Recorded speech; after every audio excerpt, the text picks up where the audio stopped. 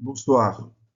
Aujourd'hui, nous abordons un thème un peu particulier qui s'appelle l'estime de soi.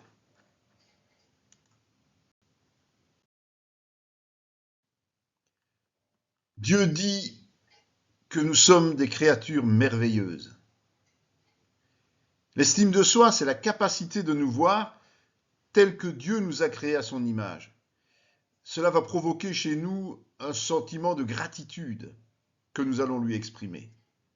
Cela nous demande une certaine connaissance de la parole, la foi et des efforts qui seront parfois conséquents pour adapter nos pensées qui ont tendance à être négatives.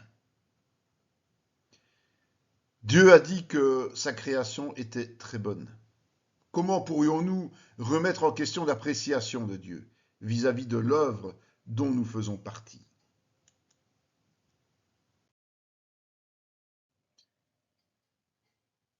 Le chrétien, s'il fait partie de la descendance de l'homme, est en plus une nouvelle créature et donc va entrer doublement dans les considérations précédentes. Ayant été libéré de l'esclavage du péché, le chrétien se retrouve en quelque sorte dans le contexte originel de la création. Il faut avoir une juste vision des choses. Notre statut, nous le devons à Dieu seul. Et c'est lui qui a instauré la hiérarchie. Sans lui, nous ne sommes rien.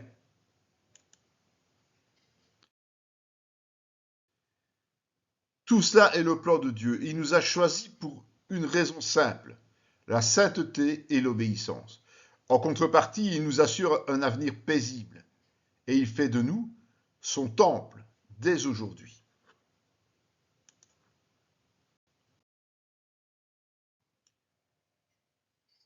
Nous considérer à juste titre comme une bonne et merveilleuse création n'empêche pas le chrétien de garder les pieds sur terre, même si notre tête est dans le ciel.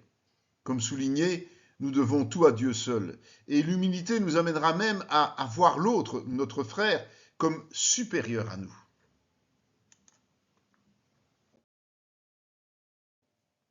Et lorsque nous allons pratiquer cette humilité, eh bien nous allons d'abord reconnaître la supériorité et la souveraineté de Dieu sur nous et sur nos vies.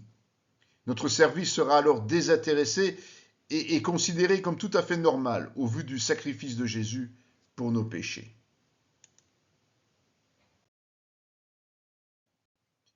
Dieu nous donne des garanties lorsque nous arrivons à nous voir tel qu'il le veut. Nous sommes précieux à ses yeux. Il nous assure de ne pas nous délaisser et il nous octroie les attributs divins de la force, l'amour et sagesse.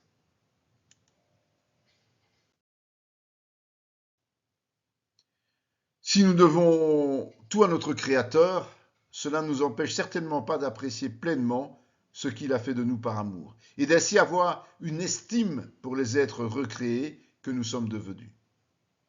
Nous pouvons réellement nous targuer d'être du sort royal céleste, sans être pour autant taxés d'orgueilleux par ceux qui connaissent Dieu. Soyons fiers de notre appartenance et vivons en conséquence notre statut de serviteur, la tête haute et le verbe fort.